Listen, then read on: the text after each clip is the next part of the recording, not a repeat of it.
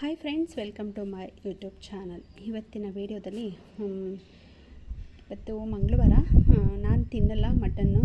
ನಮ್ಮನೆಯವರು ಯಾರೋ ಊರಲ್ಲಿ ಕೂದಿದ್ರು ಅಂತ ಅಂದ್ಬಿಟ್ಟು ಅವರು ತಂದ್ಕೊಡ್ತೀನಿ ಅಂತ ಇದ್ದರು. ಸರಿ ಆಯಿತು, ತೊಗೊಂಡು ಬನ್ನಿ ಅಂತ ಹೇಳಿದ್ರು. ಸರಿ ಆಯಿತು ಮಾಡಿಕೊಡೋಣ ಅಂದರೆ ನಾನು ತಿನ್ನಲ್ಲ, ನಮ್ಮನೆಯವರು ಮಕ್ಕಳು ಎಲ್ಲರೂ ತಿಂತಾರೆ. ಹಾಗಾಗಿ ಇವತ್ತು ಎಲ್ಲ ಒಗ್ಗರಣೆಗೆ ಹಾಕ್ಬಿಟ್ಟು ಮಸಾಲೆ ರೂಪ ಹಾಕಿ ಮಟನ್ ಸಾರು ಮಾಡ್ತಾಯಿದ್ದೀನಿ.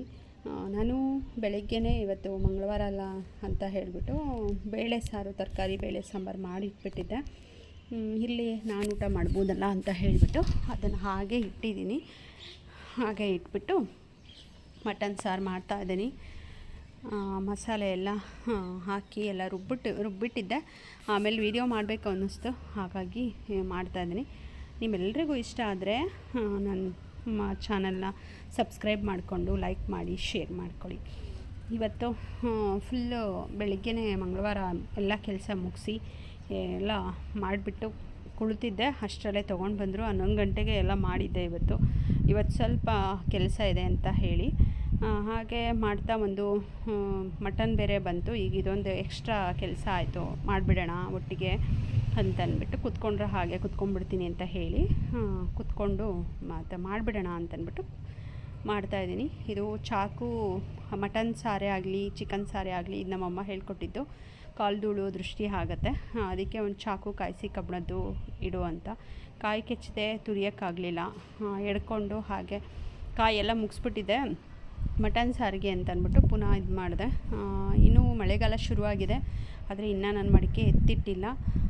ಮಟನ್ನಲ್ಲಿ ಜಾಸ್ತಿ ಈ ಥರದ್ದು ಕೊಬ್ಬು ಜಾಸ್ತಿ ಇತ್ತು, ಅದಕ್ಕೆ ಇದನ್ನು ಸ್ವಲ್ಪ ಬೇಡ ಅಂತ ಅಂದ್ಬಿಟ್ಟು ನಾನು ತೆಗೆದುಬಿಟ್ಟಿದ್ದೀನಿ. ಜಾಸ್ತಿ ಆದ್ರೂ ಚೆನ್ನಾಗಿರಲ್ಲ, ಅದು ಗುಡ್ಡೆ ಮಾಂಸದಲ್ಲಿ ಹಾಕ್ಬಿಡ್ತಾರೆ, ಬೇಡ ಅಂತನಕ್ಕೂ ಆಗಲ್ಲ. ಆಮೇಲೆ ಅದು ಒಂಚೂರು ಇಲ್ಲದೇ ಮಟನ್ ಮಾಡಿದ್ರೂ ಅಷ್ಟೊಂದು ಟೇಸ್ಟ್ ಬರಲ್ಲ. ಹಾಗಾಗಿ ಅದನ್ನು ಸ್ವಲ್ಪ ತೆಗೆದಿಟ್ಬಿಟ್ಟು ಮಾಡ್ತಾಯಿದ್ದೀನಿ. ಅದೇನಿಲ್ಲ, ವೇಸ್ಟೇ. ಇದು ನೋಡಿ, ಬೇಳೆ ಸಾಂಬಾರು ಮಾಡಿದ್ದೀನಿ. ಬೇಳೆ ಸಾರು, ರೈಸು ಎಲ್ಲ ಮಾಡಿಬಿಟ್ಟಿದ್ದೆ ನಾನು. ಮುದ್ದೆ ಒಂದು ಮಾಡಬೇಕಿತ್ತು, ಅಷ್ಟರಲ್ಲಿ ಮಟನ್ ಬಂತು ಮನೆಗೆ. ಚಿಯಾ ಸೀಡ್ಸು ಮತ್ತು ಬಾದಾಮಿ ನೆನೆಸಿದೆ. ಬೆಳಗ್ಗೆ ಇವತ್ತು ತೊಗೊಂಡೇ ಇಲ್ಲ, ಏನೋ ಕೆಲಸದ ಬ್ಯುಸಿಲಿ. ಬೆಳಗ್ಗೆ ತಿಂಡಿ ಉಪ್ಪಿಟ್ಟು ಮಾಡಿದ್ದೆ, ಎಲ್ಲ ಮುಗಿಸ್ಕೊಂಡು ಇವತ್ತು ಬೇಗ ಮಾಡಿಬಿಡೋಣ ಅಂತ ಎಲ್ಲ ಮಾಡಿದೆ. ಆದರೂ ಮಾಡೋಕ್ಕಾಗಲಿಲ್ಲ. ಅದು ಪುನಃ ಇನ್ನೊಂದ್ಸಲಿ ಸಾಂಬಾರು ಮಾಡೋ ಹಾಗೆ ಆಯಿತು. ಇದು ಹಾಗಲಕಾಯಿ ಕಟ್ ಮಾಡಿದಾಗ ಸಿಕ್ಕಿರುವಂಥ ಬೀಜಗಳನ್ನ ನಾನು ಹೀಗೆ ಕಲೆಕ್ಟ್ ಮಾಡಿ ಇಟ್ಕೊಂಡಿದ್ದೀನಿ. ಗಿಡ ಹಾಕಿದ್ದೀನಿ, ಒಂದೆರಡು ಬಂದಿದೆ, ಬರುತ್ತಲ್ಲ ಅಂತಂದ್ಬಿಟ್ಟು ಹಾಗೆ ಇಟ್ಕೊಂಡಿದ್ದೀನಿ. ಇದು ಕುದಿಬೇಕು. ಒಂಚೂರು ಕುದಿ ಬಂದಮೇಲೆ, ಒಂದು ಕುದಿ ಬಂದಮೇಲೆ ಅದು ಚಾಕು ಅಜ್ಜಿದ್ರೆ ಆಯಿತು. ಇಷ್ಟು ಅಂದರೆ ಮಟನ್ನ ಸ್ವಲ್ಪ ಜಾಸ್ತಿ ಕೂಗಿಸ್ಬೇಕಾಗತ್ತೆ.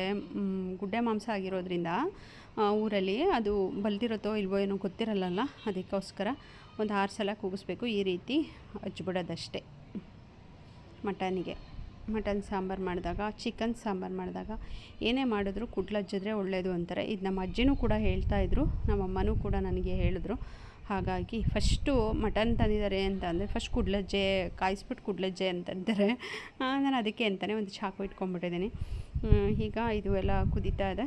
ಇದಕ್ಕೆ ಒಂದು ಕ್ಯಾಪ್ ಹಾಕ್ಬಿಡೋಣ. ಕ್ಯಾಪ್ ಹಾಕಿ ಕೂಗಿದ್ರೆ ಸಾಂಬಾರು ರೆಡಿ ಆಗುತ್ತೆ. ಮುದ್ದೆ ಮಧ್ಯಾಹ್ನ 1:30-2 ಗಂಟೆ ಹಂಗೆ ಮಾಡೋಣ ಅಂದ್ಬಿಟ್ಟು ಮಾಡಿದೆ. ಕುಕ್ಕರ್ ಕೂಗಿ ಎಲ್ಲ ಆಯಿತು. ನೋಡೋಣ ಒಳಗಡೆ ಹೇಗಿದೆ ಅಂತ, ಬೆಂದಿದೆ ಅಂತ. 6 ಸಲ ಕೂಗಿಸಿದ್ದೀನಿ. ಏನು ಟೇಸ್ಟ್ ಮಾಡೋಂಗಿಲ್ಲ, ಏನಿಲ್ಲ, ಬರೀ ಸ್ಮೆಲ್ ತೊಗೊಂಡು ಮಟನ್ ಮಾಡಿದ್ದಾಯಿತು ಮಂಗಳವಾರ ಅಂತ. ನೋಡಿ, ನಾನು ಅದಷ್ಟೆಲ್ಲ ತೆಗೆದಿದ್ದೀನಿ, ಆದ್ರೂ ಎಷ್ಟು ಮೇಲ್ಗಡೆ ತೇಲ್ತಾ ಇದೆ ಅಂತ. 2 ಪೀಸ್ ಹಾಕಿರೋದು ನಾನು. ಅದು ಇದನ್ನ ಕೊಬ್ಬು ಎರಡೇ ಪೀಸ್ ಹಾಕಿರೋದು. ನೋಡೋಣ, ಅದನ್ನು ಎತ್ತಿಟ್ಬಿಟ್ಟು ತಿಂತಾರೆ, ಅಂದರೆ ಮೇಲ್ಗಡೆ ಎಲ್ಲ ಫುಲ್ಲು ಬಸ್ಬಿಡ್ತೀನಿ ನಾನು. ನನಗೆ ಇಷ್ಟ ಆಗಲ್ಲ ಅದು ನೋಡಿದ್ರೇ ಒಂಥರ ಅನಿಸ್ಬಿಡುತ್ತೆ. ಹಾಗಾಗಿ ಇದು ಹೀಗೆ ಇರಲಿ. ಇನ್ನೊಂದು, ನಾನು ಅಡುಗೆ ಮಾಡ್ತಿರ್ಬೇಕಿದ್ರೇ ಒಂದೇನೋ ಬುಕ್ ಮಾಡಿದ್ದೆ, ಅದು ಕೂಡ ಬಂತು. ಅದನ್ನು ಕೂಡ ಇಟ್ಕೊಳ್ಳೋದು ಬೇಡ, ವೀಡಿಯೋ ಮಾಡಿಬಿಡೋಣ ಅಂತ ಹೇಳಿಬಿಟ್ಟು ತೊಗೊಂಡು ಬಂದಿದ್ದೀನಿ. ಅದೇನು ಅಂತಂದರೆ ಬಳೆ ಸ್ಟ್ಯಾಂಡು.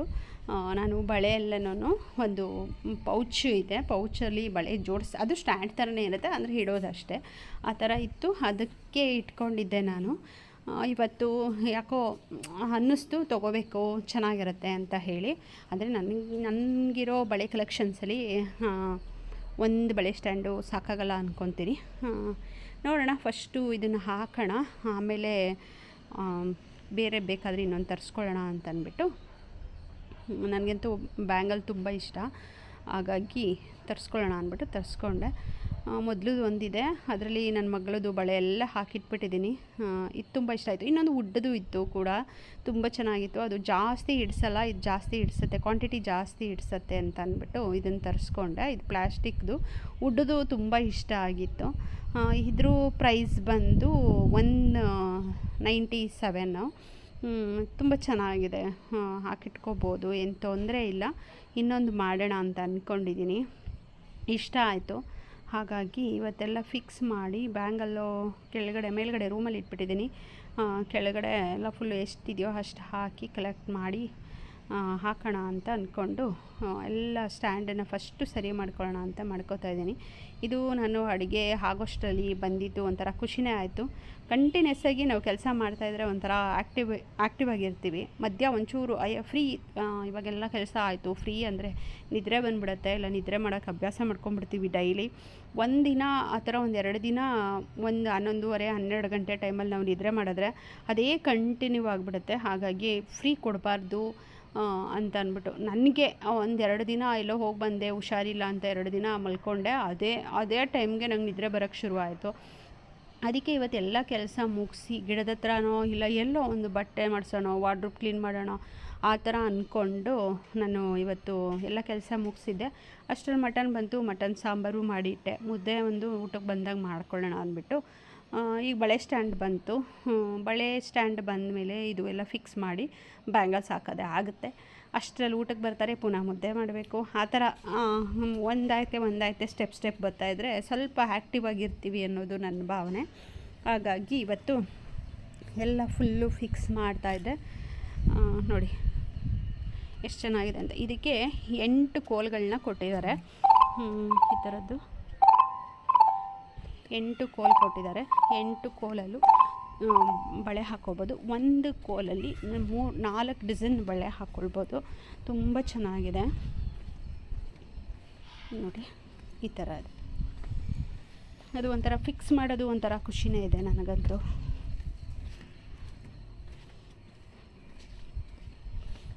ನನಗೆ ಬ್ಯಾಂಗಲಲ್ಲಿ ತುಂಬ ಇಷ್ಟ ಬ್ಲೂ ಕಲರು. ಜಾಸ್ತಿ ಬ್ಲೂ ಕಲರೇ ಕಲೆಕ್ಷನ್ಸ್ ಮಾಡೋದು ನಾನು. ಜಾಸ್ತಿ ಬ್ಲೂ ಕಲರು ಸ್ಯಾರಿ ಮ್ಯಾಚಿಂಗ್ ಆಗುತ್ತೋ ಬಿಡುತ್ತೋ ಗೊತ್ತಿಲ್ಲ, ಒಟ್ಟಲ್ಲಿ ಬ್ಲೂ ಸಿಕ್ಕಿದ್ರೆ ತೊಗೊಂಡ್ಬಿಡ್ತೀನಿ, ಫಸ್ಟ್ ಅದೇ ಮಾಡೋದು. ಇದು ಬಂದು ಇದು ನಮ್ಮ ಬಾವ ಅವ್ರ ಮಗ ಮದುವೆ ಇತ್ತು, ಹಾಗಾಗಿ ಆರೆಂಜ್ ಕಲರ್ ತೊಗೊಂಡೆ. ಇದು ಬ್ಲೂ ಮೈಸೂರು ಸಿಲ್ಕ್ಗೆ ಚೆನ್ನಾಗಿರುತ್ತೆ ಅಂತ ಹೇಳಿ ತೊಗೊಂಡೆ. 1-2 ಡಜನ್ ತೊಗೊಂಡೆ, ಇನ್ನೊಂದು ಡಜನ್ ಮೇಲಿದೆ. ಇದು ಹಾಕ್ಕೊಂಡಿದ್ದೆ, ಹಾಗಾಗಿ ಕೆಳಗಡೆ ಇತ್ತು, ಅದಕ್ಕೆ ಅದನ್ನು ಸ್ಟ್ಯಾಂಡಿಗೆ ಹಾಕ್ತಾಯಿದ್ದೆ. ಆಮೇಲೆ ನೆಕ್ಸ್ಟು ಈ ಆರೆಂಜ್ ಇದೆಯಲ್ಲ, ಆರೆಂಜ್ ಬ್ಯಾಂಗಲು ನಾನು ದಾರೆಗೆ ಹಾಕ್ಕೊಳ್ಳೋಣ ಸ್ಯಾರಿ ಅಂತ ಆರೆಂಜ್ ಕಲರ್ದು ಅಂದ್ಬಿಟ್ಟು ತೊಗೊಂಡೆ. ಅದನ್ನು ಹಾಕ್ಕೊಳ್ಳೋಕ್ಕಾಗಲಿಲ್ಲ, ಮೈಸೂರು ಸಿಲ್ಕ್ ಹಾಕ್ಕೊಂಡಲ್ವ, ಹಾಗಾಗಿ ಆಮೇಲೆ ಅದಕ್ಕೆ ಹಾಕ್ಕೊಂಡೆ. ಹಾಗಾಗಿ ಅದು ಹಾಗೆ ಉಳ್ಕೊಂತು. ಇದು ನಾನು ಮಂತ್ರಾಲಯಕ್ಕೆ ಹೋಗಿದ್ದಾಗ ನಾನು ನನ್ನ ತಂಗಿ ಎಲ್ಲರೂ ಒಟ್ಟಿಗೆ ತೊಗೊಂಡ್ವಿ.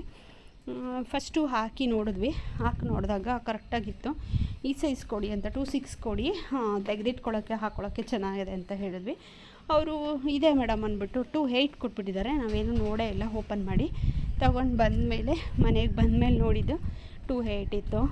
ತುಂಬ ಲೂಸು, ಅದಕ್ಕೆ ಹಾಗೆ ಇಟ್ಟಿದ್ದೀನಿ.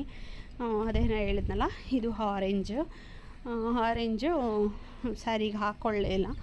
ಇಲ್ಲಿ ಅದು ಇನ್ನೊಂದು ಸರಿ ನೆಕ್ಸ್ಟ್ ಟೈಮ್ ಯಾವಾಗಾರು ಹಾಕ್ಕೊಂಡಾಗ ಬೇಕಾಗತ್ತೆ ಅಂದ್ಬಿಟ್ಟು ಹಾಕ್ಕೊಂಡೆ. ಆಮೇಲೆ ಇದು ವೈಟ್ ಕಲರ್ದು ಕೂಡ ಮಂತ್ರಾಲಯದಲ್ಲೇ ತೊಗೊಂಡಿದ್ದು, ಅದು ಕೂಡ 2-8ಗೆ ಕೊಟ್ಬಿಟ್ಟಿದ್ದಾರೆ.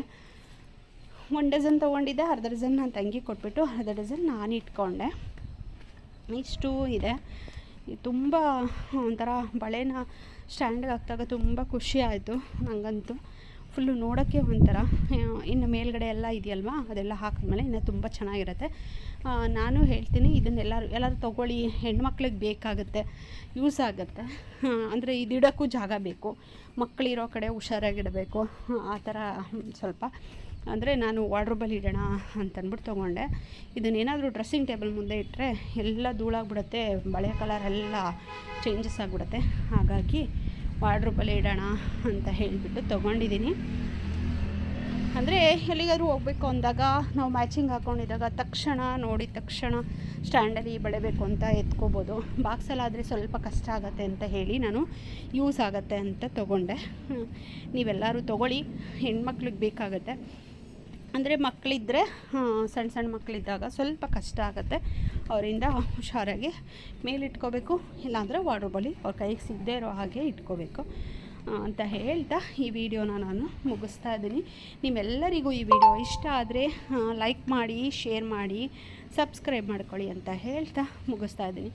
ಇದು ನೆಕ್ಸ್ಟು ಮೇಲ್ ತೊಗೊಂಡೋಗಿ ಎಲ್ಲ ಫುಲ್ಲು ಇವತ್ತೆಲ್ಲ ಕೆಲಸ ಮುಗಿಸ್ಬೇಕು ಅಂತ ಅಂದ್ಕೊಂಡಿದ್ದೀನಲ್ವಾ, ಇವತ್ತೆಲ್ಲ ಮುಗಿಸ್ಬಿಡೋಣ ಅಂತ ಎಲ್ಲ ರೆಡಿ ಮಾಡಿಟ್ಟೆ. ಅಷ್ಟರಲ್ಲಿ ಮುದ್ದೆ ಮಾಡು ಅಂದರು, ಸರಿ ಅಂದ್ಬಿಟ್ಟು ಬಂದೆ. ಬಾಯ್.